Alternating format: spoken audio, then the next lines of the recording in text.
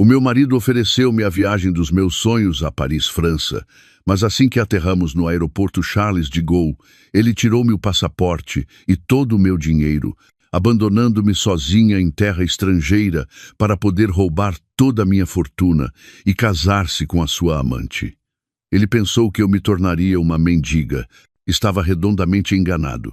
Antes de começar a história, por favor, deixem um comentário a dizer de onde estão a ver este vídeo. Os vossos gostos e subscrições são uma grande ajuda para o crescimento do canal e motivam-nos a trazer-vos histórias ainda mais fascinantes. A vida de Catarina era a personificação da serenidade e da estabilidade. Como herdeira de uma família abastada, mantinha valores de esmero e modéstia, passando seus dias numa luxuosa mansão que se erguia no bairro mais exclusivo da Lapa, em Lisboa. Essa casa não era apenas uma residência, mas um precioso legado do seu falecido pai. Toda a sua fortuna, desde a sua carteira de ações até os seus depósitos de centenas de milhões de euros, era puramente herança familiar.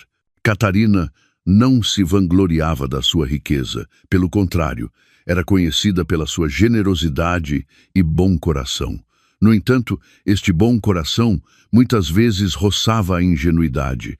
Via o mundo com uma perspectiva positiva, acreditando que todas as pessoas eram inerentemente boas. E no centro do seu mundo havia um homem que ela amava mais do que tudo, o seu marido, Diogo. Aos olhos de qualquer pessoa, Diogo parecia o homem perfeito, atraente, carismático e extremamente atencioso. Todas as manhãs, Diogo garantia que Catarina começava o dia com um sorriso, preparava-lhe um chá quente, cobria-a de elogios e ouvia com interesse todas as suas histórias. Para Catarina, Diogo era a bênção mais bonita. Sentia-se a mulher mais sortuda do mundo, profundamente amada pelo homem que acreditava ser o seu protetor. Catarina confiou-lhe grande parte dos seus assuntos financeiros e administrativos, acreditando plenamente que o seu marido geriria tudo na perfeição. Não fazia a menor ideia de que por trás daquele sorriso caloroso e daqueles abraços ternos, Diogo albergava uma intenção oculta muito sombria e calculista. Numa tarde ensolarada, enquanto Catarina terminava uma meditação tranquila na biblioteca privada de sua casa, Diogo chegou mais cedo do que o habitual. O seu rosto irradiava uma felicidade invulgar. Abraçou-a por trás, um gesto que sempre a fazia sentir-se segura. "Querida, tenho a maior surpresa da tua vida", sussurrou Diogo. Catarina virou-se. O seu elegante vestido moveu-se ligeiramente. Os seus olhos tranquilos olharam-no com curiosidade. Diogo tirou um envelope que continha 2 bilhetes de avião e documentos de reserva de hotel. "Vamos a Paris", exclamou Diogo. Os olhos de Catarina abriram-se com uma emoção incrível. Paris, a cidade com que sempre sonhara desde pequena. "Paris? A sério, querido?", perguntou Catarina. A sua voz tremia, contendo lágrimas de felicidade. "Claro, meu amor. Preparei tudo. Vistos, hotel de 5 estrelas, tours privados. Tu mereces tudo isto. Tens sido uma esposa tão maravilhosa para mim. Considera isto um pequeno presente por toda a tua paciência e amor." Catarina não conseguiu dizer mais nada. Abraçou o marido com força. As suas lágrimas molharam a camisa de Diogo. Não se apercebeu de que todas as despesas desta luxuosa viagem tinham sido pagas com o seu próprio cartão Black limitado, o qual havia confiado plenamente a Diogo. Para Catarina, isto era uma prova do amor infinito do seu marido. Os preparativos para a partida foram rápidos e febris. Catarina estava ocupada a escolher que roupas levar. Imaginava-se a passear pelas históricas ruas de Paris. Enquanto Catarina estava absorta na sua emoção, Diogo estava imerso na última fase do seu plano. 3 dias antes da partida, Diogo aproximou-se de Catarina, que estava a organizar a roupa no seu quarto. Trazia uma grossa pilha de documentos. O seu rosto tinha uma expressão ligeiramente preocupada, como se estivesse a pensar em muitos assuntos importantes. "Querida, há alguns últimos documentos administrativos que preciso que assines antes de irmos", disse ele com voz séria. Catarina, totalmente entusiasmada, assentiu levemente. Que documentos são, meu amor? São apenas papéis padrão, respondeu Diogo com convicção. Este é o nosso seguro de viagem, e estes são alguns formulários de saúde para a embaixada. E este é apenas uma procuração temporária. Catarina parou de dobrar a roupa. Que procuração? Diogo tranquilizou-a com aquele sorriso que sempre derretia o coração de Catarina. É apenas uma formalidade, querida, para que enquanto ambos estivermos no estrangeiro, eu possa continuar a gerir os nossos assuntos bancários e ativos em Lisboa em caso de emergência. Por exemplo, o pagamento de uma fatura importante poderia ser bloqueado ou surgir um problema de negócios repentino. Sem esta procuração, o banco poderia congelar temporariamente as contas enquanto estamos fora. Só é válida enquanto viajamos. O advogado disse que é um procedimento padrão para quem viaja por um longo período. Catarina pensou no Dr. Mendes, o advogado de confiança do seu falecido pai. O Dr. Mendes sempre a tinha avisado para nunca assinar nenhum documento sem o ler atentamente. Mas desta vez, quem lhe pedia era Diogo, o seu marido, em quem confiava de alma e corpo. Duvidar dele parecia um pecado. Está bem. Vejo onde tenho de assinar. Diogo passou rapidamente as páginas dos documentos, apontando diretamente para a linha pontilhada na parte inferior de cada um. Aqui, aqui e aqui, Catarina pegou na caneta e, sem ler uma única palavra do conteúdo dos papéis, assinou. Não sabia que acabara de assinar uma procuração absoluta e falsificada que concedia a Diogo plenos poderes para vender, transferir e liquidar todos os ativos em seu nome, incluindo esta luxuosa casa. Chegou o dia da partida. Voaram em classe executiva, desfrutando de todos os luxos. Catarina sentia-se como uma rainha. Durante toda a viagem, não parava de agradecer. Olhava pela janela para as nuvens brancas estendidas sob o céu azul. O seu coração estava leve e feliz. Diogo pegou na sua mão e apertou-a com força. Catarina virou-se para o marido e sorriu. Obrigada, querido. Isto é realmente um sonho, disse Catarina com sinceridade. Diogo retribuiu o sorriso, mas os seus olhos olhavam-na de outra maneira. Esta será a melhor viagem das nossas vidas, querida. Prometo-te, disse ele. Catarina encostou-se ao ombro de Diogo e fechou os olhos em paz. Se tivesse olhado mais de perto, teria notado o olhar nos olhos de Diogo naquele momento. Um olhar vazio, frio e calculista. O olhar de um predador pouco antes de se lançar sobre a sua presa. O avião aterrou suavemente no Aeroporto Internacional Charles de Gaulle de Paris, CDG. Quando as portas do avião se abriram, um ar francês ligeiramente úmido, mas quente, recebeu-os, e Catarina sentiu uma enorme expectativa. O seu coração batia depressa. Finalmente pisava a terra dos seus sonhos. Agarrou-se com força ao braço de Diogo enquanto caminhavam pelos longos corredores do aeroporto. O som dos anúncios em francês que não entendia, as pessoas a ir e vir falando em diversas línguas, os sinais desconhecidos. Tudo isto a deixava um pouco tonta, mas também a fascinava. Sentia-se pequena, mas segura porque Diogo estava ao seu lado. Dependia totalmente do seu marido, que parecia calmo e competente na situação. Passaram o controlo de imigração sem problemas. Diogo, que segurava os passaportes de ambos, conversou com o oficial no inglês fluente. Catarina limitou-se a sorrir educadamente ao seu lado. Depois, dirigiram-se à zona de recolha de bagagens. 2 grandes malas pretas e uma bolsa adicional com os pertences pessoais de Catarina apareceram no tapete rolante. Diogo pegou em tudo rapidamente e carregou-o num carrinho de bagagem. Ok, já está tudo. Agora vamos procurar um táxi para o hotel, disse Diogo. Catarina assentiu. Os seus olhos continuavam ocupados a explorar o movimentado átrio de chegadas. Era tão ingênua, tão absorta na sua própria felicidade, que não notou os sinais de perigo que começavam a aparecer. Diogo empurrou o carrinho em direção à saída, mas pouco antes de chegar às portas automáticas, parou de repente numa zona bastante movimentada. Virou-se para Catarina com uma expressão de quem se lembrou de algo. Ah, querida, esqueci-me. Precisamos de um cartão SIM local para ter internet e mantermos o contacto. E estive a querer ir à casa de banho durante todo o voo, disse ele. Catarina olhou para ele. Oh, claro, querido. Queres que te acompanhe? Diogo abanou rapidamente a cabeça. Não, tu espera aqui com estas malas. Vou rápido e volto. A casa de banho e a loja de cartões SIM parecem estar do outro lado do átrio, onde está toda aquela gente. Catarina assentiu obedientemente.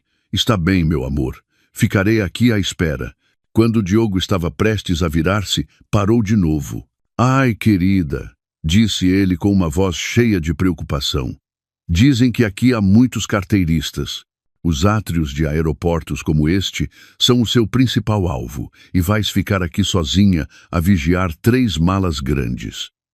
Não seria mais seguro guardares a tua pequena mala a tiracolo na minha mochila? Tens a carteira, o telemóvel e o passaporte aí dentro, não é? Seria um verdadeiro desastre se o perdesses. O que Diogo disse pareceu muito razoável a Catarina. Sentia-se um pouco sobrecarregada por ter de vigiar 3 malas grandes sozinha num local movimentado. Sem pensar muito, Catarina tirou a sua pequena mala a tiracolo, a mala que continha toda a sua identidade e os seus salva-vidas. O passaporte, a carteira com os cartões de crédito e algum dinheiro, e o seu telemóvel. Entregou-a a Diogo. Diogo guardou-a rapidamente dentro da grande mochila que levava. Bom, assim é mais seguro. Volto num instante. Não te mexas daqui, disse Diogo. Deu-lhe um beijo rápido na testa. Virou-se e afastou-se a passo rápido, desaparecendo no meio da multidão. Passaram 5 minutos. Catarina esperava pacientemente. Observava os recém-chegados, imaginando as histórias por trás de cada rosto. 10 minutos. Começou a sentir-se um pouco inquieta. Ajeitou a roupa, que lhe pareceu ter ficado um pouco torta. 15 minutos. Um cartão SIM e a casa de banho não podiam demorar tanto. Catarina dirigiu o seu olhar para a direção que Diogo tinha apontado before. Não havia sinais do regresso do seu marido. 20 minutos. O seu coração começou a bater um pouco mais rápido. Tentou acalmar-se, pensando que a fila devia ser muito longa. 30 minutos. Os pés de Catarina começaram a doer. O seu entusiasmo transformou-se em ansiedade. Agora sentia-se como uma estranha peça de exposição, de pé, rígida, ao lado da pilha de malas. 45 minutos. A ansiedade transformou-se numa semente de pânico. Onde estava Diogo? Teria ele se perdido? Teria acontecido alguma coisa com ele? Catarina queria mover-se e procurá-lo, mas não podia deixar 3 malas grandes sozinhas. Não tinha telemóvel para contactá-lo. Não tinha nada. 1 hora. Catarina estava à beira das lágrimas. As pessoas à sua volta iam e vinham constantemente, mas ela permanecia ali, imóvel como uma estátua. Apercebeu-se de uma verdade terrível.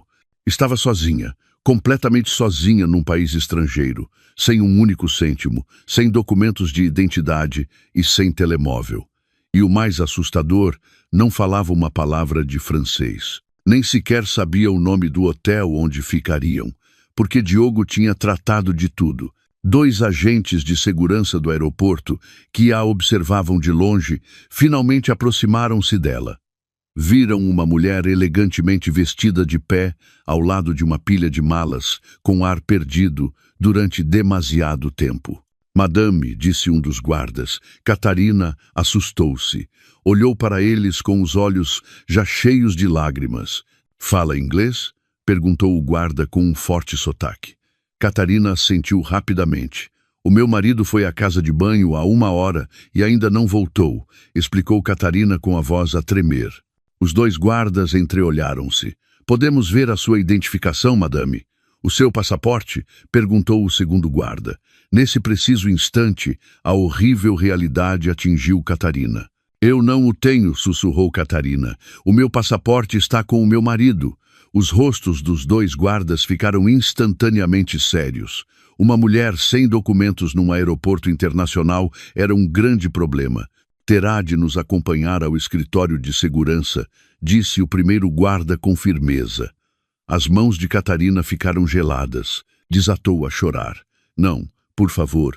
O meu marido tentou resistir enquanto os guardas, de forma educada, mas firme, começavam a pegar-lhe no braço para a guiar. Nesse momento, no meio do seu desespero, os olhos de Catarina captaram uma cena distante. Do outro lado do átrio, perto da zona de partidas domésticas, viu uma silhueta que conhecia demasiado bem.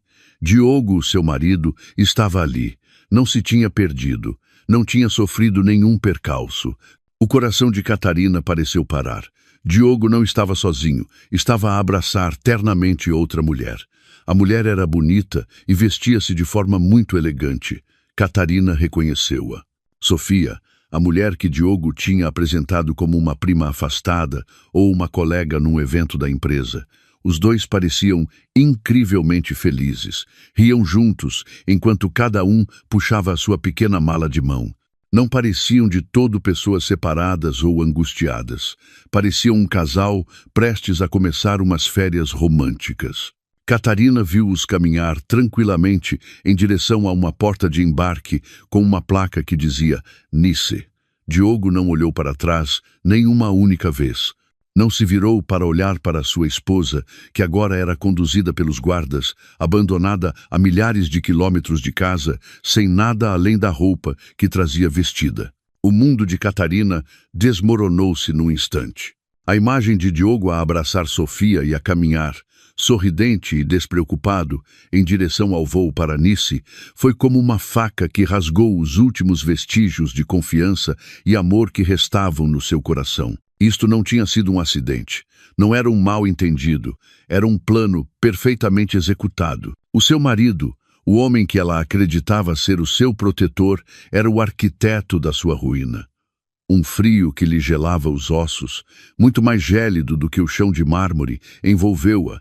Os agentes de segurança, que agora a seguravam pelo braço, pareciam ser a sua única âncora à realidade. As suas lágrimas secaram, substituídas por um olhar assustadoramente vazio.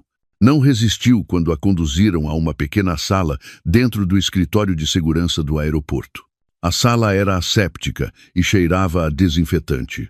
Um oficial superior sentou-se à sua frente, olhando-a com uma mistura de suspeita e compaixão. Madame, disse ele num inglês hesitante, não tem passaporte, não tem identificação. Isto é um problema muito sério em França. Não podemos simplesmente deixar lá ir.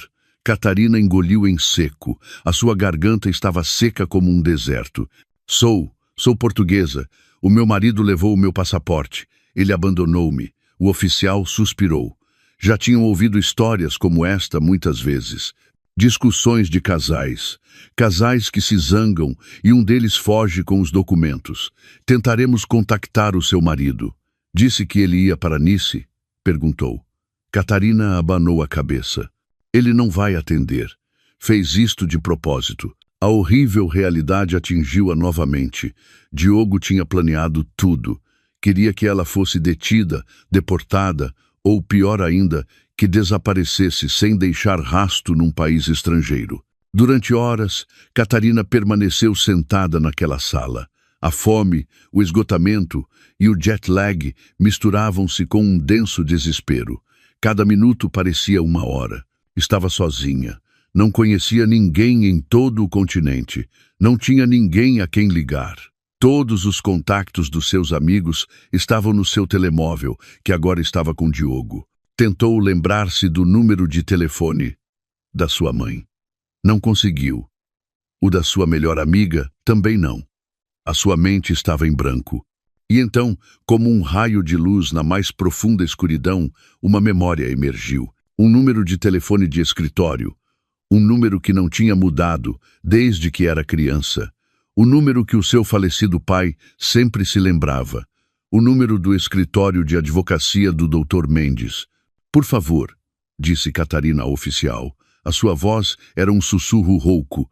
Preciso de fazer uma única chamada para Portugal, para o meu advogado. É o único número que sei de cor. O oficial olhou para ela por um momento. Talvez tenha visto o puro desespero nos olhos de Catarina. Uma chamada para a embaixada do seu país. Peça que lhe passem a chamada. É o procedimento. O oficial guiou-a até um telefone noutra mesa. Catarina contactou a operadora da embaixada de Portugal em Paris. A sua voz tremia violentamente. Deu o número que se lembrava. O seu coração batia com força enquanto ouvia os toques de chamada em Lisboa. Já passava da meia-noite lá.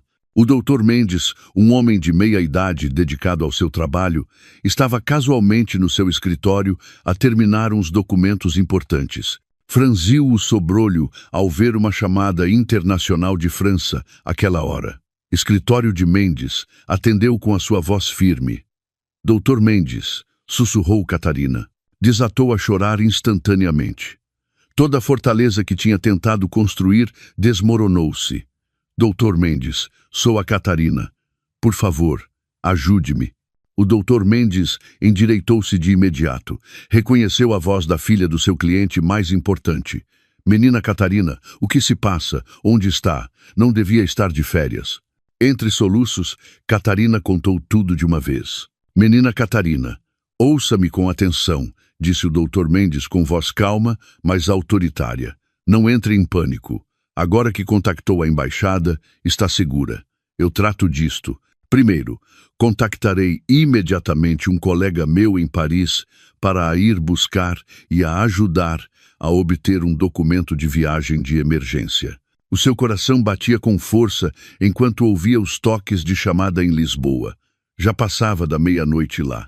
O Dr. Mendes, um homem de meia-idade dedicado ao seu trabalho, estava casualmente no seu escritório a terminar uns documentos importantes. Franziu o sobrolho ao ver uma chamada internacional de França àquela hora. Escritório de Mendes atendeu com a sua voz firme. Dr. Mendes, sussurrou Catarina. Ele tem de voltar, mas por favor, concentre-se primeiro na sua segurança. Interrompeu o Dr. Mendes. Há uma coisa que preciso de confirmar agora mesmo. Menina Catarina, assinou algum documento do Diogo antes de partir? Catarina parou. O seu coração batia com força. Sim, sim, senhor doutor. Ele disse que era o seguro de viagem e uma procuração temporária para gerir os assuntos bancários enquanto estivéssemos fora. Menina Catarina, ouça-me com atenção, disse o Dr. Mendes com voz calma, mas autoritária. Não entre em pânico. Agora que contactou a embaixada, está segura. Eu trato disto. Primeiro, contactarei imediatamente um colega meu em Paris para a ir buscar e a ajudar a obter um documento de viagem de emergência. Arranja-lhe um documento de viagem de emergência expresso. O custo não é problema. A sua segunda chamada foi para o seu assistente pessoal em Lisboa, acordando-o à meio da noite. Rui, vem ao meu escritório agora mesmo. Abre o meu cofre pessoal. Procura todas as cópias dos ativos em nome da menina Catarina e liga para o nosso contacto no Banco de Portugal. Suspeito que vai haver uma tentativa de desvio massivo de contas. O Dr. Mendes fechou os olhos por um momento. Era a resposta que esperava. Merda, murmurou em voz baixa. Menina Catarina, fique no edifício da embaixada até que o meu homem, o senhor Ferreira, a vá buscar. Não se mova daí. Voltarei a ligar. O Dr. Mendes desligou de imediato. Não perdeu um segundo. A sua primeira chamada foi para o senhor Ferreira, um advogado português que lhe devia um favor. Miguel, preciso da tua ajuda. A minha cliente está retida no CDG. Protege-a. Diogo, usando a procuração que Catarina acabara de assinar, tinha iniciado o processo para vender a luxuosa casa de Catarina a um comprador que já tinha preparado. Também estava em processo de transferir grandes somas de dinheiro das contas poupança de Catarina para uma nova conta no estrangeiro, em seu nome. Não só a tinha abandonado, como estava a arrancar pela raiz toda a sua fortuna. Bloqueiem tudo, ordenou o Dr. Mendes à sua equipa. Contactem todos os bancos. Declarem a procuração nula e sem efeito por ter sido obtida mediante fraude. Apresentem uma queixa na Unidade de Crimes Econômicos e Cibernéticos da Polícia Judiciária. Congelem imediatamente todos os ativos em nome de Catarina e Diogo. Enquanto Catarina era transferida para uma sala de espera mais confortável pelo pessoal da embaixada do outro lado do mundo, o Dr. Mendes e a sua equipa moviam-se com rapidez. Tal como esperava, em menos de 1 hora descobriram o que temiam. Mas o plano dele falhou, continuou o Dr. Mendes. Conseguimos congelar tudo. A sua casa está segura, o seu dinheiro está seguro, ele já não poderá tocar em nada. O Dr. Mendes voltou a ligar a Catarina em Paris, que agora estava com o ágil Sr. Ferreira. Menina Catarina, tem de ser forte, disse o Dr. Mendes com voz séria. As minhas suspeitas estavam corretas. O Diogo não estava só a tentar livrar-se de si, estava a tentar roubar toda a herança do seu pai. Ele queria que voltasse para Portugal como uma mendiga. Catarina sentiu uma onda de náuseas. A traição era tão profunda, tão total. Diogo não só a odiava, queria destruí-la. E depois olhou para suas próprias mãos, que ainda tremiam. Algo dentro dela partiu-se e endureceu. A mulher ingênua que tinha chorado de alegria ao receber os bilhetes para Paris tinha morrido no átrio do aeroporto. A mulher sentada aqui agora era outra, alguém que tinha visto o inferno. Entendido, senhor doutor, respondeu Catarina. A sua voz era diferente. Agora já não tremia pelo choro, mas era fria, com uma fúria gelada. Leve-me para casa. Esperá-lo-ei na minha casa. Em contraste com o inferno que Catarina estava a viver em Paris, Diogo e Sofia estavam no seu próprio paraíso artificial. Após aterrarem em Nice, apanharam imediatamente um táxi aquático privado que Diogo tinha reservado. Riram e abraçaram-se enquanto navegavam pela Baía dos Anjos, com os edifícios da promenade de Zanglais a passar ao lado. Sofia, uma mulher materialista e bonita, encostou-se ao ombro de Diogo. Os seus olhos brilhavam com o luxo que a rodeava. Isto é incrível, querido. Não posso acreditar que conseguimos, suspirou ela. Diogo sorriu com satisfação. Sentia-se como um deus. O seu plano tinha corrido na perfeição. Claro que conseguimos, baby. O que é que eu te disse? A inteligência vence tudo. E a Catarina é uma tola, demasiado tola para o seu próprio bem. Chegaram a um luxuoso hotel de 5 estrelas, com vista direta para o mar. A sua suíte era mais cara. Assim que entraram, Sofia correu para a varanda e abriu os braços, como se quisesse abraçar toda a cidade. Diogo abriu uma garrafa de champanhe caro do minibar. O custo, claro, seria debitado no cartão Black ilimitado de Catarina. Serviu 2 taças e levou-as a Sofia na varanda. A nós, brindou Diogo. As suas taças chocaram. A nós, respondeu Sofia, e ao fim daquela mulher aborrecida. Estou tão contente por nos termos livrado dela para sempre. O que achas que lhe vai acontecer agora? Perguntou Sofia, saboreando o seu champanhe. Está sozinha em Paris, sem nada. O que achas que ela vai fazer? Diogo riu-se com desdém. O que pode ela fazer? No máximo, chorar no aeroporto. Depois, será detida pelos funcionários. Não fala francês, não conhece ninguém. Será deportada como imigrante ilegal ou acabará em algum centro de assistência social. Levará semanas, se não meses. Sofia sorriu. E entretanto, interrompeu Diogo com um sorriso astuto. Eu farei o papel do marido desconsolado. Ligarei para a embaixada em Paris para denunciar falsamente o seu desaparecimento. Chorarei. Enquanto isso, em Lisboa, a procuração que ela assinou estará a fazer o seu trabalho. O meu advogado está em processo de vender a casa dela. Todo o seu dinheiro está a ser transferido para uma conta secreta que criei na Suíça. Quando voltarmos em 3 dias, tudo terá terminado. Seremos multimilionários. Sofia abraçou-o com força. És um gênio, meu amor. Amo-te. Também te amo, respondeu Diogo. Mas os seus olhos olhavam para o horizonte de Nice. A sua mente estava nas pilhas de dinheiro. O amor não tinha nada a ver com isto. Isto era um negócio. Sofia era apenas um extra, um bonito troféu para exibir no lugar da antiquada Catarina. Passaram os 2 dias seguintes num luxo absoluto. Fizeram compras compulsivas em boutiques de designer. Sofia comprou malas, sapatos e joias tão caros que poderiam ter comprado um carro. Diogo comprou vários relógios de luxo. Cada vez que o cartão de crédito de Catarina passava e a transação era aprovada, o sentimento de triunfo de Diogo crescia. Sentia-se invencível, era o dono do universo. Na segunda noite, jantaram no restaurante mais exclusivo de Nice, com vista direta para a baía iluminada. Era o culminar da sua celebração. Enquanto esperava pela sobremesa, Diogo tirou o seu computador portátil. "Tenho mais um presente para ti, baby", disse ele a Sofia. Os seus olhos brilhavam. "Vou finalizar a compra de um apartamento de luxo em Lisboa em teu nome. Um pequeno presente para celebrar o nosso novo começo." Diogo iniciou sessão com confiança no seu portal bancário.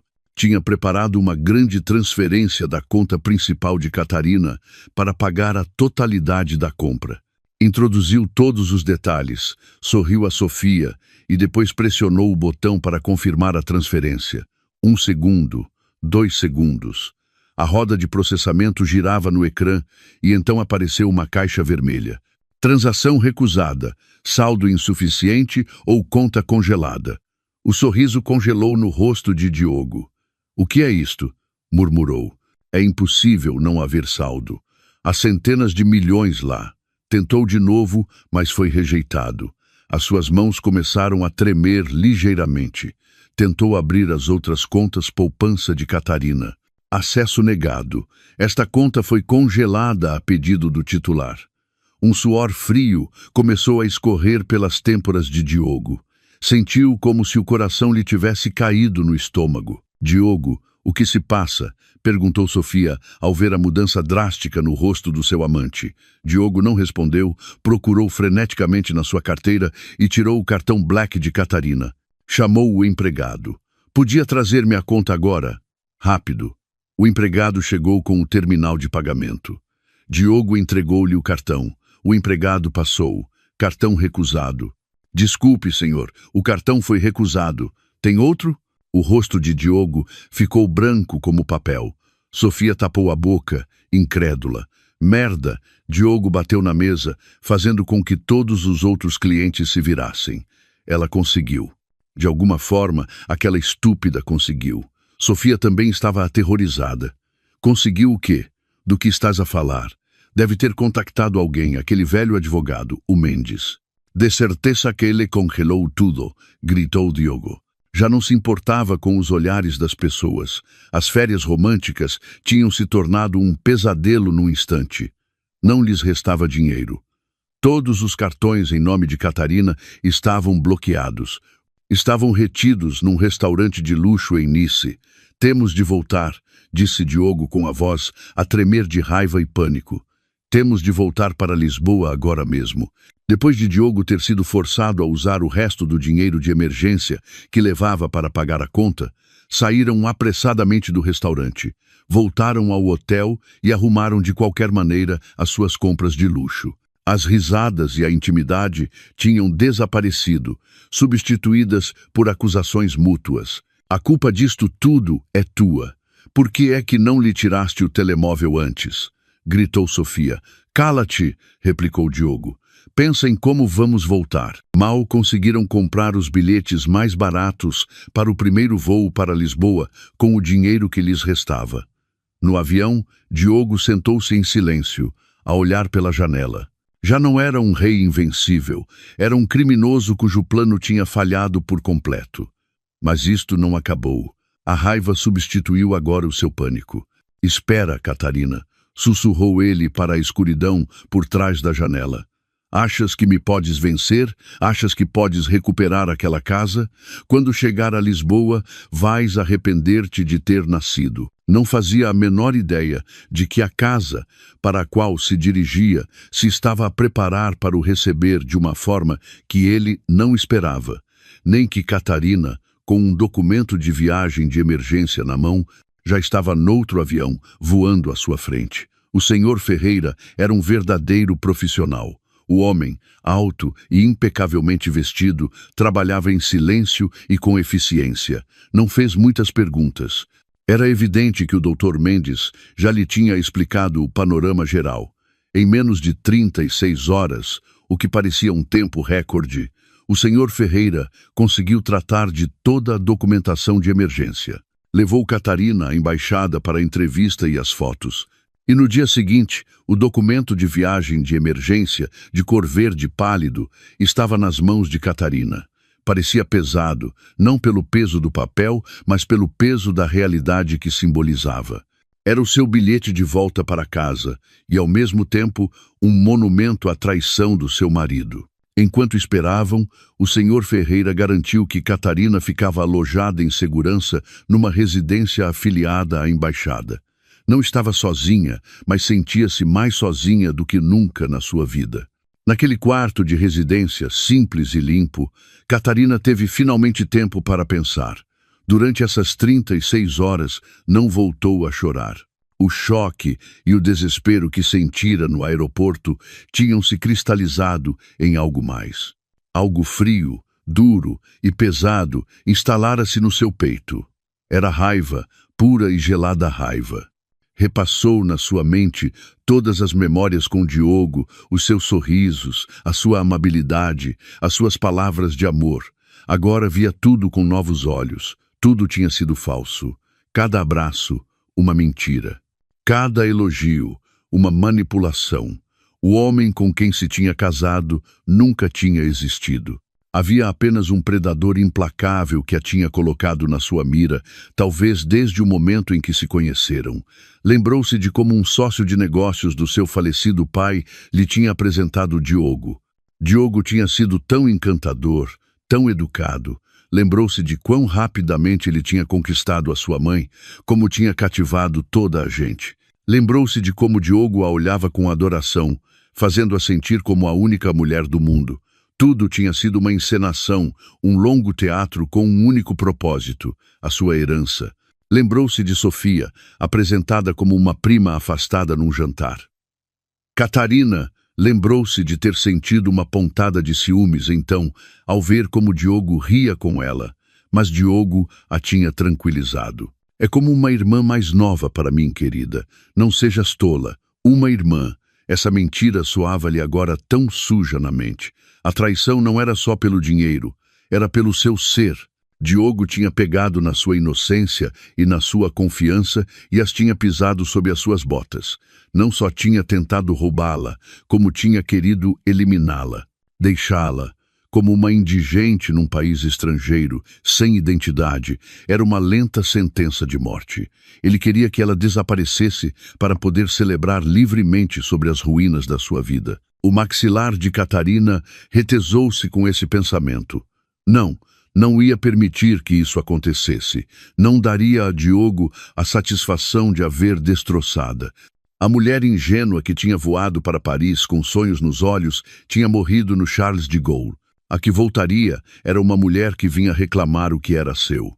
O Dr. Mendes voltou a ligar-lhe através da recepção da residência. Menina Catarina, o seu bilhete está pronto. É para amanhã de manhã. Não é um voo direto, disse o Dr. Mendes. O Diogo e essa mulher. Rastreamos que reservaram um voo apressado para Lisboa. Parece que se aperceberam de que as contas estão congeladas. O voo deles aterrará depois de amanhã à tarde. Catarina apertou o auscultador. Não de medo, mas de expectativa. E o meu voo?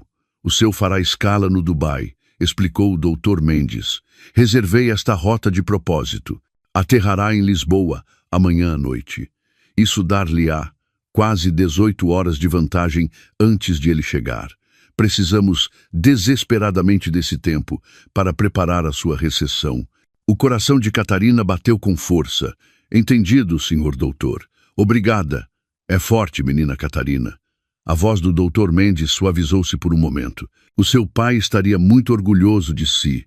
Essas palavras quase quebraram as suas defesas, mas Catarina conteve-se. Sou forte, senhor doutor. Estou pronta. O voo de regresso foi longo e nebuloso. Catarina estava sentada num assento de classe turística, apertada entre estranhos. Não conseguiu dormir. Olhava para o mar de nuvens pela janela. Os seus pensamentos eram afiados como lâminas. Já não era uma vítima, era uma caçadora. Pensou na sua casa. A casa que o seu pai construiu, a casa onde cresceu, a casa que Diogo tentou arrancar-lhe. Não ia entregá-la. Quando o avião aterrou finalmente no aeroporto Humberto Delgado, em Lisboa, o cheiro de Lisboa era diferente. O ar noturno, úmido e familiar pareceu uma bofetada na cara. Mas desta vez foi uma bofetada que a despertou. Já não estava tonta nem fascinada, estava concentrada. Passou o controle de imigração usando o seu documento de viagem de emergência. Foi um processo que demorou um pouco mais de tempo, pois o agente teve de fazer verificações adicionais, mas o Dr. Mendes já o tinha previsto. Uma nota oficial, enviada por fax do seu escritório para as autoridades do aeroporto, agilizou tudo. Quando saiu para o átrio de chegadas, não olhou à sua volta. Os seus olhos dirigiram-se diretamente para um homem de fato que segurava uma pequena placa que dizia cliente do Dr. Mendes. O homem, assistente do Dr. Mendes, não falou muito. Assentiu educadamente. Pegou na pequena mala de mão que o Sr. Ferreira lhe tinha emprestado e guiou Catarina até um sedã preto que esperava na zona de recolha de luxo. Era a única pessoa que a recebeu. Não houve abraços nem lágrimas, apenas um silêncio eficiente. No carro, limitou-se a olhar pela janela. As ruas noturnas de Lisboa, que antes lhe pareciam reconfortantes, agora pareciam um campo de batalha. Diretamente para sua residência, senhora? Perguntou o motorista em voz baixa. Catarina fechou os olhos por um momento, reunindo todas as suas forças. Sim, por favor, vamos para casa. Enquanto o carro corria pela noite, Catarina sabia o que tinha de fazer. Não ia descansar. A guerra estava prestes a começar e ela tinha toda a intenção de a ganhar. O sedã preto passou suavemente pelo portão da exclusiva urbanização onde Catarina vivia. O seu coração bateu um pouco mais rápido ao ver a sua casa a erguer-se diante dela. Parecia escura e silenciosa, exatamente como a tinha deixado há 3 dias. 3 dias que pareceram 30 anos. O motorista abriu-lhe a porta. O Dr. Mendes está à sua espera lá dentro, senhora, disse ele em voz baixa. Catarina assentiu, saiu do carro e respirou fundo. O ar da noite parecia pesado. Caminhou pelo caminho de pedra que levava à porta principal. Não precisou de chave. A porta abriu-se quando se aproximou. O Dr. Mendes estava de pé no limiar. O seu rosto parecia cansado, mas decidido. Apesar dos seus quase 60 anos, o homem ainda irradiava uma aura de forte autoridade. Bem-vinda de volta, menina Catarina, disse ele formalmente, mas os seus olhos transmitiam um genuíno alívio.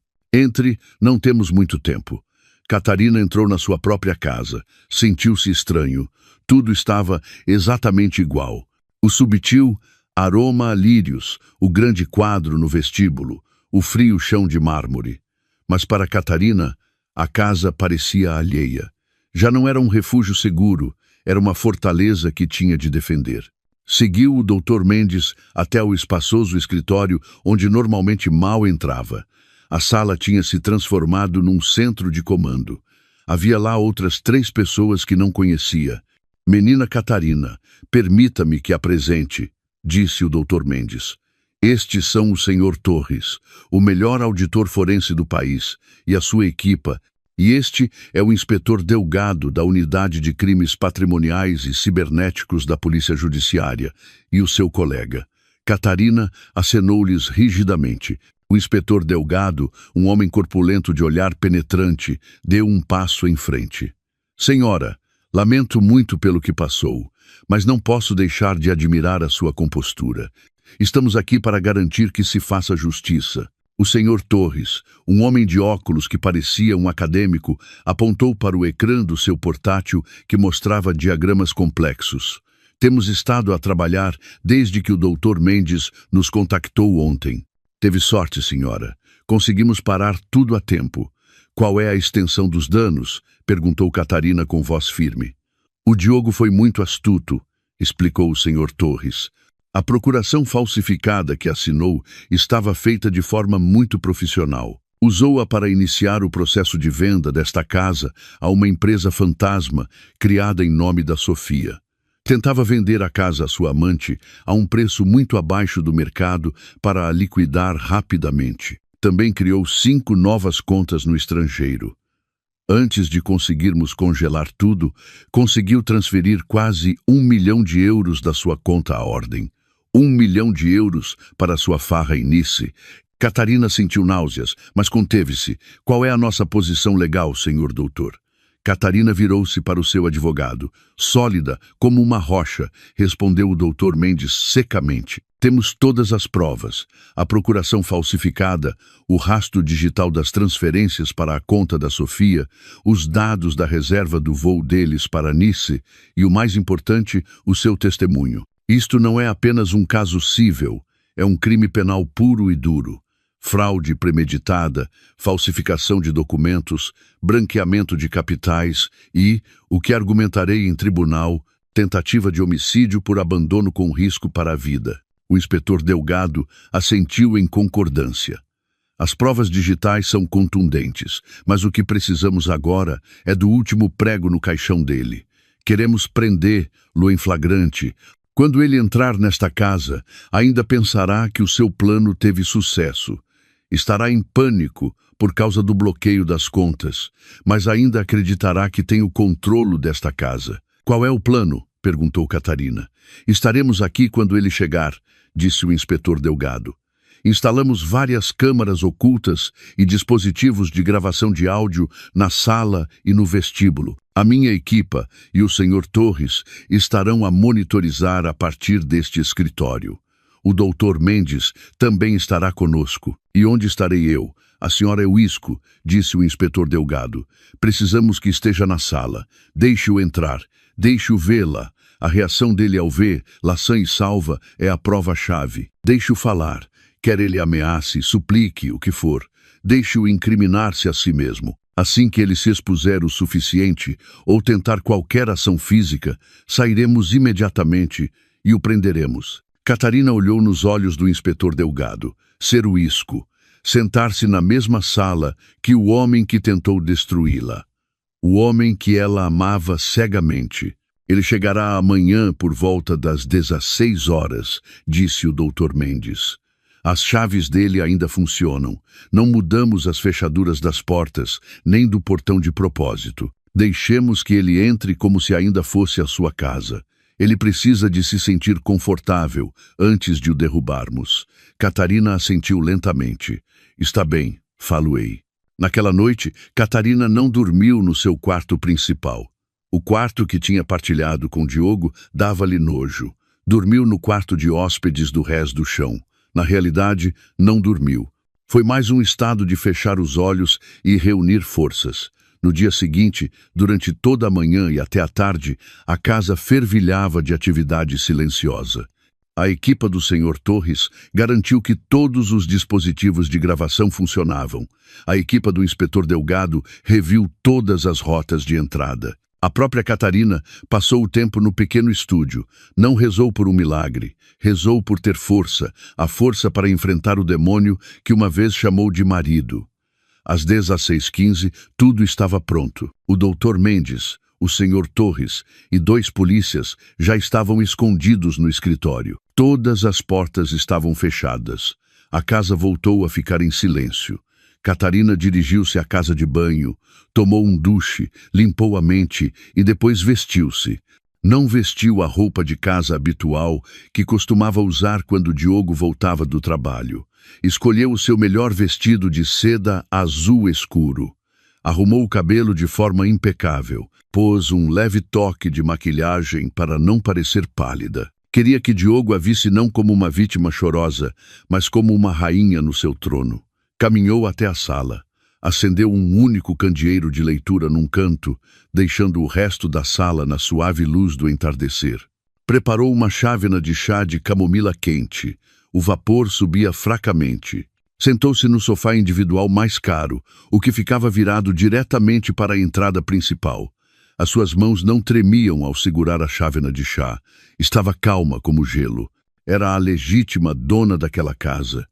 Era a mulher que tinha sido abandonada no inferno, mas que se tinha erguido pelos seus próprios meios. Esperou. Exatamente às 16h35 ouviu-o. O som de um táxi a parar do lado de fora do portão. O som do portão a abrir-se, passos apressados e furiosos pelo caminho de pedra. E depois, o som de uma chave a ser inserida na fechadura da porta principal. A chave girou. A porta principal abriu-se com um rangido. A figura de Diogo, com a sua mala de mão, apareceu no umbral. O seu rosto estava emaciado, cheio de raiva e pânico. Catarina, que estranho, por que está tão escuro? Gritou para a casa silenciosa, pensando que estava vazia. O voo de Nice para Lisboa foi o inferno mais longo que Diogo já tinha experienciado. Ele e Sofia estavam apertados em assentos estreitos de classe turística. O luxo da classe executiva em que tinham partido parecia uma memória zombeteira. Mal falaram. Sofia passou a maior parte do tempo a soluçar em silêncio, o seu rosto pálido sob uns grandes óculos de sol que escondiam os seus olhos inchados. Diogo, por outro lado, sentou-se rígido. O seu maxilar estava cerrado, a raiva e o pânico a ferver dentro dele. A cada hora que passava, a sua mente dava voltas, tentando perceber o que tinha corrido mal. Como é que a Catarina, aquela mulher mansa e submissa, conseguiu agir tão depressa? Tinha de ter contactado o Dr. Mendes. Aquele velho advogado devia ter envenenado a mente de Catarina e congelado os seus ativos. Quando o avião aterrou em Lisboa, Diogo puxou Sofia bruscamente do seu assento. Ouve, sibilou ele. Não faças cara de pânico. Apenas segue-me. Recolheram as suas malas de mão, que agora pareciam muito mais pesadas, cheias de luxos, sem valor. Passaram rapidamente pela imigração. Diogo pediu um táxi online. O ambiente no táxi era extremamente tenso. Sofia finalmente falou. Diogo, o que vamos fazer agora? Ficamos sem dinheiro. Os cartões. Cala-te, gritou Diogo.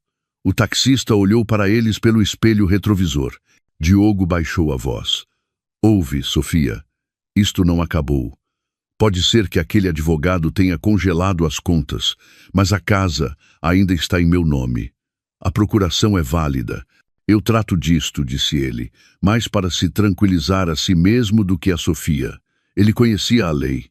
Aquela procuração seria um grande problema se fosse contestada, mas ainda lhe restava uma carta. A casa. Ele ainda tinha as chaves. Entraria lá. Pegaria nos documentos originais da propriedade que sabia que Catarina guardava no cofre do escritório e expulsaria quem quer que lá estivesse. Pode ser que Catarina tivesse voltado, mas de certeza que estaria a chorar em casa da mãe ou no escritório do Dr. Mendes. Não havia forma de ela estar nesta casa. Ao chegar à entrada, Diogo pagou o táxi com o resto do dinheiro que lhe restava. Virou-se para Sofia. Espera aqui. Não saias do táxi. Vou entrar para ver a situação. Vou resolver isto. Pode ser que precise de um pouco de força para expulsar o pessoal do Dr. Mendes. Quando for seguro, ligo-te. Sofia assentiu, aterrorizada. Diogo saiu, puxando a sua mala de mão. Os seus passos eram rápidos e cheios de fúria. A adrenalina bombeava-lhe o coração. Chegou à porta da sua magnífica casa e empurrou-a. Não estava fechada. Sorriu com cinismo. Idiotas. Nem sequer trancaram a porta. Caminhou pelo caminho de pedra. Chegou à grande porta principal de Teca. Procurou nos bolsos e tirou a sua chave. O seu coração batia com força. Este era o seu momento decisivo. Inseriu a chave na fechadura, girou suavemente. Clique. A porta abriu-se. Sorriu, aliviado. A chave ainda funcionava. Ele ainda tinha o controlo. Abriu a porta e empurrou-a. Lá dentro estava completamente escuro. Apenas a tênue luz do entardecer entrava pelas janelas. O silêncio recebeu-o. Entrou, arrastando a sua mala. Catarina gritou para a casa silenciosa. A sua voz ecoou. Não houve resposta. Que estranho. Porque está tão escuro, murmurou. Esperava pelo menos um segurança contratado pelo Dr. Mendes. Caminhou em direção ao vestíbulo. A sua mão tateou a parede em busca do interruptor da luz. Encontrou. Os seus dedos pressionaram o interruptor. Clique. O lustre de cristal da sala acendeu-se instantaneamente, inundando toda a divisão com uma luz brilhante. O coração de Diogo pareceu parar. Sentiu como se todo o sangue lhe tivesse sido drenado do rosto. Ali, sentada no sofá individual, virado diretamente para ele, estava Catarina. Não estava a chorar. Não parecia assustada. Usava um elegante vestido de seda azul escuro. O seu cabelo estava impecável. Nas suas mãos, segurava uma chávena de chá, da qual ainda se elevava um fraco vapor. Olhava para ele com um sorriso tranquilo. O sorriso mais assustador que Diogo já tinha visto. A mala de mão escorregou da mão de Diogo, caindo com um estrondo forte no chão de mármore. Não, a sua voz era um sussurro sufocado. Cambaleou para trás. Os seus olhos arregalaram-se, aterrorizados. Isto é impossível. É uma alucinação. Deve ser do cansaço. Não é impossível, disse ele mais alto. Tu. Catarina levantou a sua chávena de chá e bebeu um gole lentamente, sem desviar os olhos do rosto pálido do seu marido. Devias estar em Paris, disse Diogo, a sua voz a tremer agora entre a raiva e o medo. Como podes estar aqui? Apontou-a com um dedo trêmulo. Quem és tu? Deve ser um fantasma. Catarina soltou uma pequena risada. Era um som agradável, mas para os ouvidos de Diogo soou como os sinos da morte. Não sou um fantasma, querido, disse ela suavemente. Sou apenas a tua esposa, a quem abandonaste para morrer num país estrangeiro. A realidade atingiu Diogo como um comboio de mercadorias. Era real. Ela estava aqui, tinha voltado. O seu plano não só tinha falhado, como se tinha virado contra ele. Estava encurralado. Catarina, gritou ele, tentando tomar o controle da situação com raiva. O que é tudo isto? Como te atreves a congelar todas as minhas contas? Quem pensas que és? Quem penso que sou? Perguntou Catarina. Ainda com frieza. Sou a dona desta casa, a dona de todo o dinheiro que gastaste na tua farra em Nice e a dona do dinheiro com que compraste todas as coisas que levas nessa mala. Catarina pousou a chávena de chá na mesa. Levantou-se lentamente. Era um movimento elegante, como o de uma leoa a observar a sua presa ferida. Ah, voltaste, disse ela, imitando a voz doce que costumava usar. Vamos, entra. Não fiques aí à porta. Sorriu de novo, porque tenho outra surpresa maravilhosa para ti. As palavras de Catarina ficaram suspensas no ar. Surpresa? A mente de Diogo ainda lutava para processar a impossibilidade da situação. Continuava de pé no vestíbulo, com os pés como que colados ao chão. Que outra surpresa! Levou-me tudo. Arruinaste o meu plano. O teu plano? Catarina arqueou uma sobrancelha. O plano de me abandonares como lixo? O plano de me roubares tudo o que tenho e viveres feliz com essa mulher? Agora, encurralado e aterrorizado, Diogo perdeu todo o controle que lhe restava. A sua máscara carismática desprendeu-se, revelando o seu verdadeiro rosto cheio de ódio. Sim, o meu plano, gritou ele, a sua voz ressoando na casa silenciosa. Um plano que levei meses a preparar e que tu arruinaste. Devias estar ainda em Paris. Abandonei-te lá. Deixei-te no aeroporto sem nada. Devias ser uma mendiga. Nunca devias ter conseguido voltar. Sem se dar conta, tinha proferido a sua confissão completa. Uma confissão forte e clara, gravada por todos os microfones ocultos que tinham sido instalados. Catarina sorriu. Era um sorriso de triunfo. Obrigada, Diogo. A tua confissão foi muito clara. Diogo ficou gelado. Confissão? De que estás a falar? O meu primeiro presente, disse Catarina com a sua voz agora, fria e plana de novo. Inclinou ligeiramente a cabeça em direção ao escritório fechado. São eles. Nesse preciso instante, a porta do escritório abriu-se. A primeira figura que Diogo viu foi a do Dr. Mendes, de pé, ereto, no seu fato impecável. O seu rosto mostrava uma fria satisfação. Atrás do Dr. Mendes, o inspetor Delgado saiu. seguido por 2 polícias uniformizados. As pernas de Diogo fraquejaram. Finalmente, percebeu que isto não era apenas um fracasso, era uma armadilha. Não, sibilou ele. Virou-se, tentando fugir pela porta principal que ainda estava aberta atrás dele. Mas era demasiado tarde. Os 2 polícias moveram-se com rapidez, agarraram-no firmemente por ambos os braços e empurraram-no com força contra a parede do vestíbulo. Larguem-me! Larguem-me! Catarina, o que me estás a fazer? Gritou Diogo, lutando como um animal encurralado. Diogo, disse o inspetor Delgado com voz grave, fica detido por fraude premeditada, falsificação de documentos, apropriação indevida de bens, branqueamento de capitais e abandono com risco para a vida da sua esposa.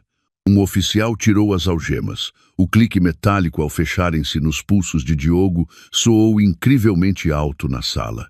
Diogo desabou, sem forças, nas mãos dos polícias. Estava completamente derrotado. O Dr. Mendes adiantou-se, segurando um grosso envelope com documentos. Parou mesmo à frente de Diogo. Isto, disse o Dr. Mendes com voz cortante, é o pedido de divórcio que a menina Catarina apresentou esta manhã. Esta é a notificação oficial de anulação de todas as procurações falsificadas que você criou. E estas são as múltiplas queixas-crime apresentadas pelo nosso escritório. O Dr. Mendes tirou então mais uma folha. E este é o detalhe da reclamação por danos e prejuízos por cada euro que gastou em Nice, incluindo cada mala, cada sapato, cada joia que comprou para sua amante. Vamos penhorar tudo. Não só irá para a prisão, Diogo, como sairá dela na mais absoluta miséria. O rosto de Diogo estava pálido e destroçado. Toda a sua vida tinha acabado em 5 minutos. Desesperado, os seus olhos procuraram a sua volta. Pensou em Sofia.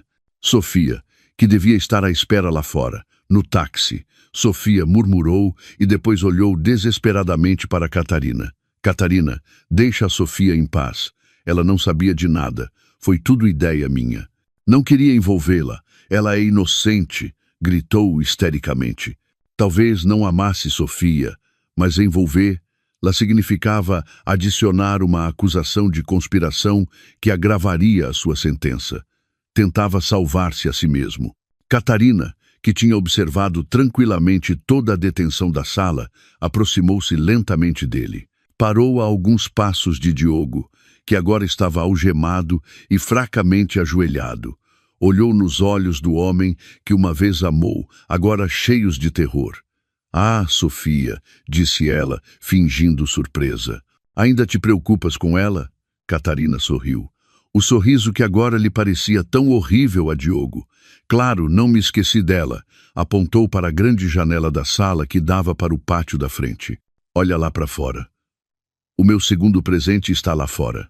Olha bem, Diogo, ainda firmemente seguro pelos 2 polícias, foi forçado a virar a cabeça. O inspetor Delgado fez um sinal, e um dos polícias moveu ligeiramente o corpo de Diogo para que ele pudesse ver claramente pela janela da sala. A grande janela oferecia uma vista muito clara da rua em frente à casa. O táxi que tinha trazido Diogo e Sofia continuava lá parado. O motor estava a trabalhar, mas Sofia já não estava sentada tranquilamente lá dentro. A porta do passageiro de trás estava escancarada.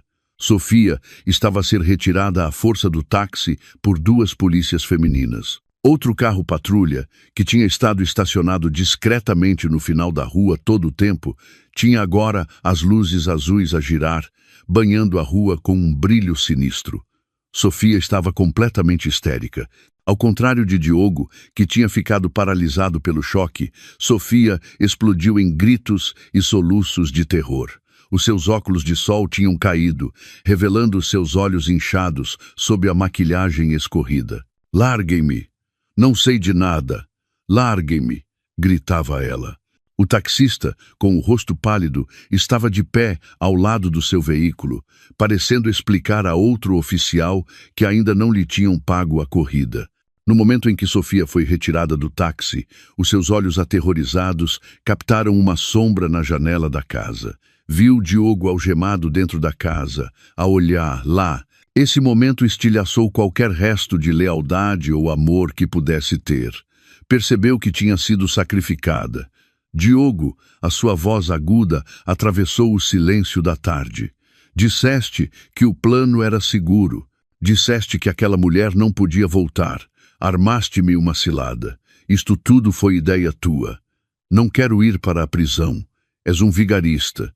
Disseste que me amavas. A confissão de Sofia, cheia de raiva e medo, confirmou a sua total implicação como cúmplice. Não era uma vítima, era uma conspiradora. Os gritos ouviram-se claramente até a sala e o inspetor Delgado assentiu com satisfação. Outra prova de gravação perfeita.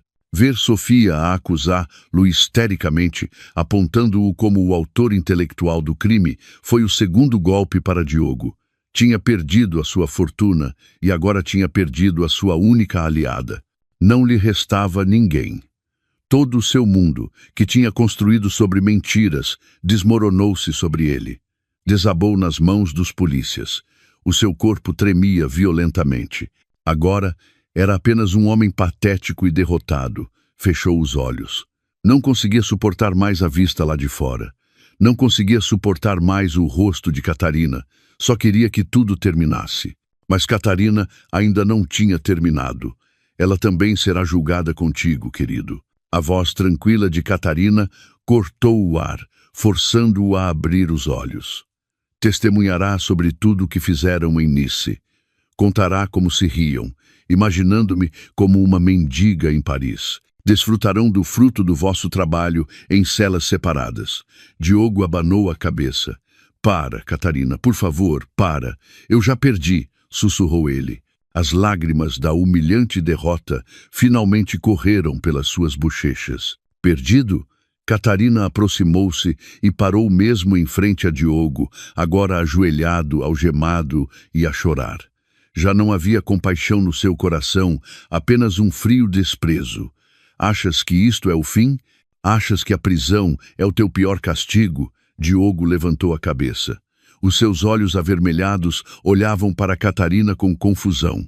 O que mais? O que poderia ser pior do que isto? E o meu último presente? Sussurrou Catarina como se partilhasse um doce segredo. Estavas tão obcecado em roubar o meu dinheiro. Concentraste-te tanto na minha fortuna que te esqueceste dos teus próprios problemas.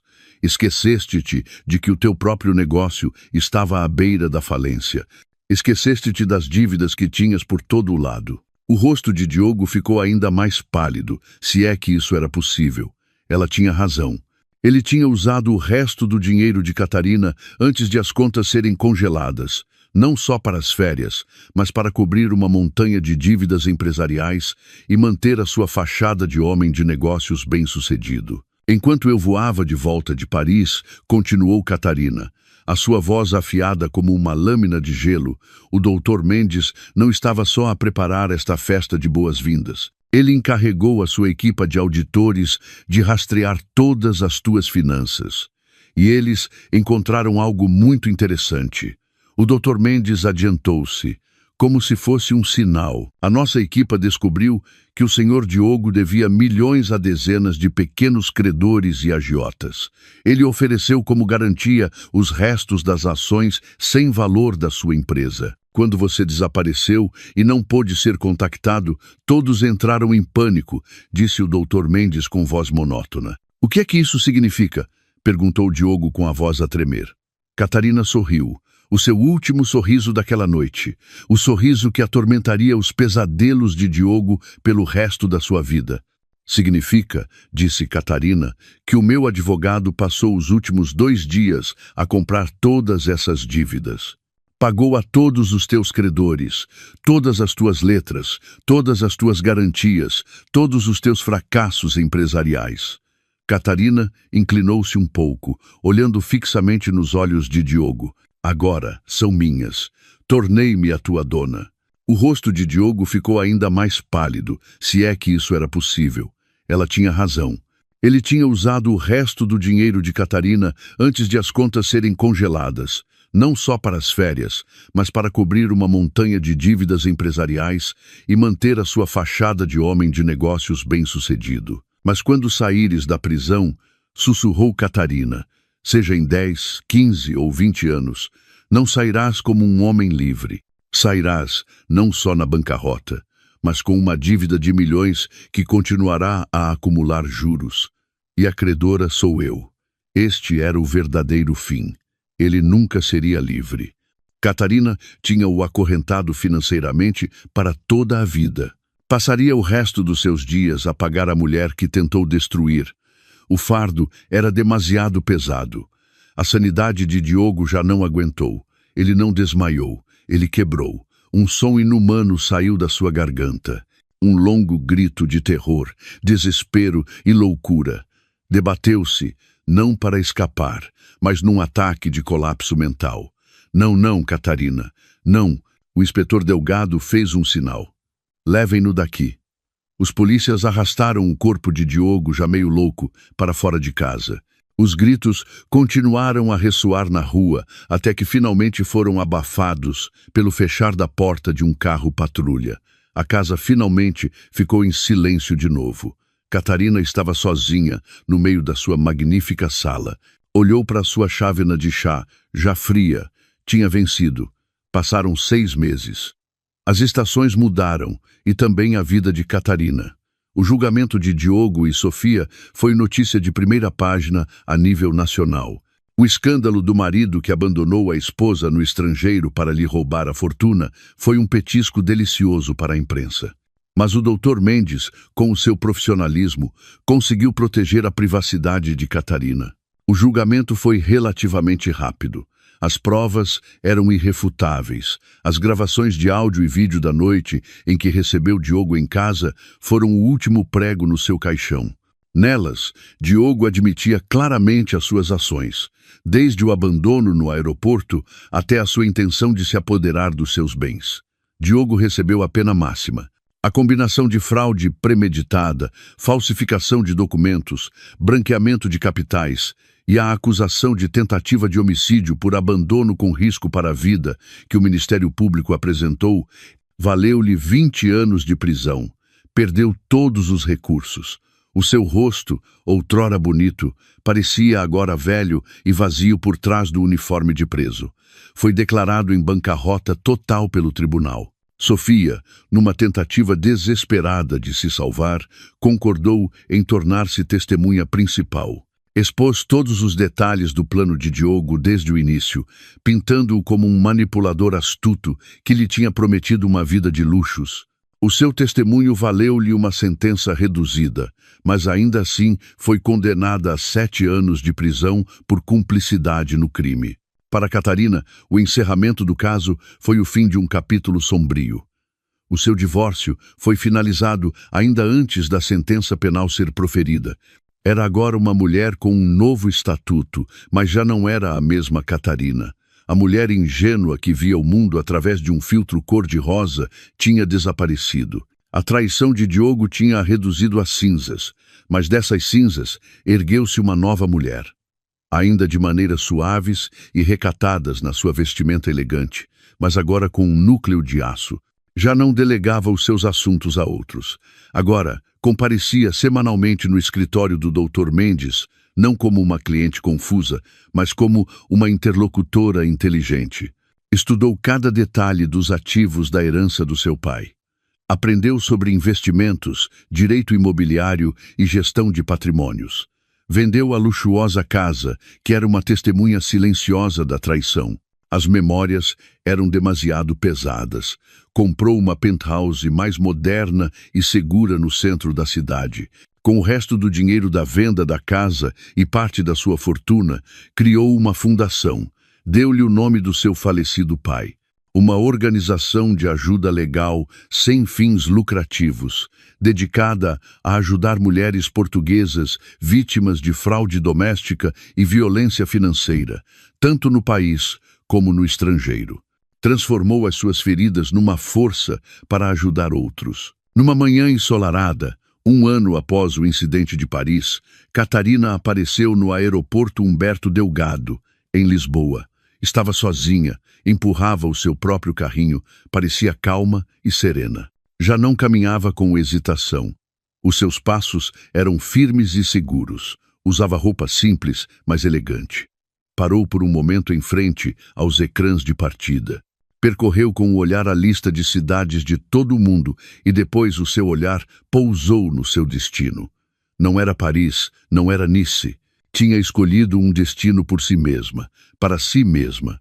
Um voo para Istambul, Turquia, uma viagem que tinha planeado sozinha, só para ela.